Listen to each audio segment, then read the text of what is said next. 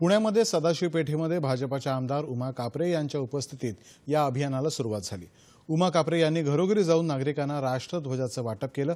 यावेळी भाजपाचे कार्यकर्ते मोठ्या संख्येने उपस्थित होते।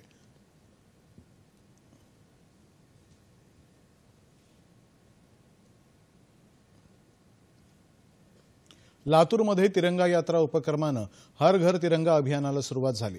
स्वातंत्र्य दिनापर्यंत चालणाऱ्या या अभियानामध्ये विविध उपक्रमांचं आयोजन केलं जाणार आहे। लातूर जिल्हावासियांनी यात सहभागी होण्याचं आवाहन जिल्हाधिकाऱ्यांनी केलं आहे।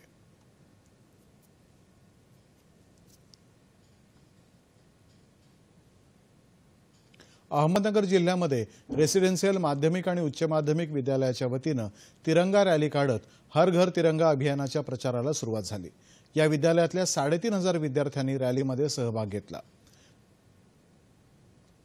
या अभियानादरम्यान तिरंगा रॅली, तिरंगा यात्रा, तिरंगा मॅरेथॉन, तिरंगा कॉन्सर्ट, तिरंगा कॅनव्हास, तिरंगा प्रतिज्ञा, तिरंगा सेल्फी, तिरंगा ट्रिब्यूट असे विविध उपक्रम राबवले जाणार आहेत।